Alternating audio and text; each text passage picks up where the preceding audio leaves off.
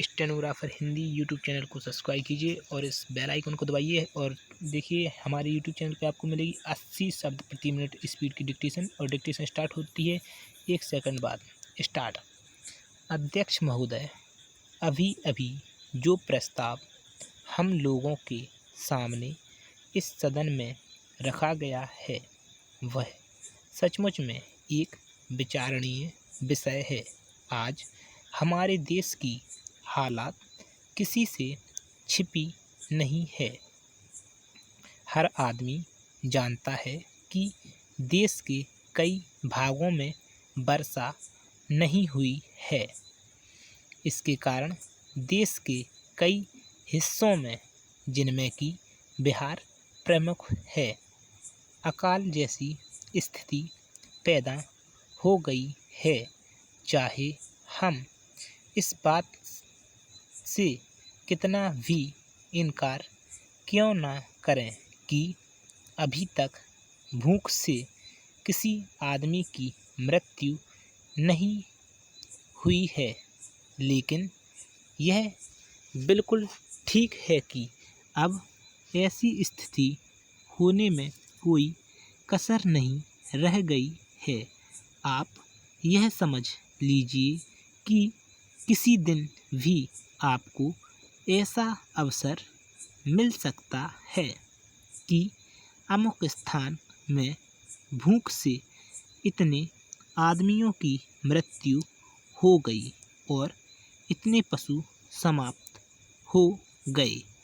Para, मैंने स्वयं इन इलाकों का दौरा किया है। करीब करीब हर गांव और कस्बे को देखा है। मैं जहां भी गया हूं वहीं एक जैसी दुख भरी कहानी सुनने को मिली है। हर ग्रामवासी के मुंह पर एक ही शिकायत है कि इस साल हमारा क्या होगा। उनके पास अनाज का भंडार समाप्त हो गया है। पशुओं के चारे की व्यवस्था नहीं है और सरकार द्वारा कोई उचित प्रबंध अभी तक नहीं हुआ है।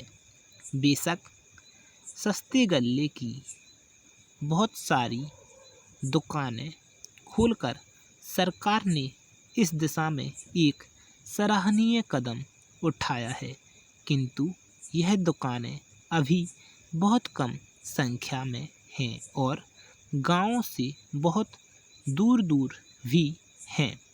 इन दुकानों की दूरी और भी इसलिए अखरती है क्योंकि आजकल पानी ना होने से ग्रामवासी किसी और मेहनत मजदूरी की तलाश में लगे रहते हैं।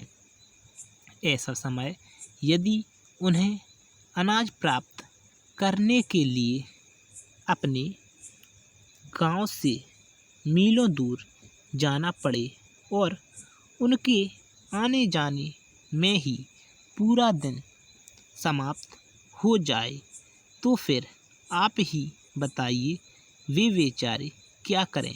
इसलिए जहां हम एक ओर यह ध्यान दे रहे हैं कि सस्ते अनाज की दुकानें खोली जावें, वहां दूसरी ओर यह भी आवश्यक है कि इन दुकानों की दूरी 1-2 मील से अधिक ना हो। भले ही इसके लिए हमें कुछ अधिक दुकानें खोलनी पड़ें, यह एक बहुत ही आवश्यक बात है और हमें इसका ध्यान रखना चाहिए।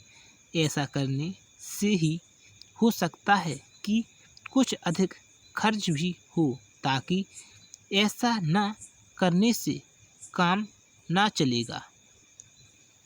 स्टॉप। तो यह डिक्टेशन समाप्त हुआ और हमारे यूट्यूब चैनल को सब्सक्राइब कर लीजिएगा, स्टेनोग्राफर हिंदी। तो यह डिक्टेशन यहीं समाप्त होता है। Thanks for watching. Subscribe to our YouTube channel.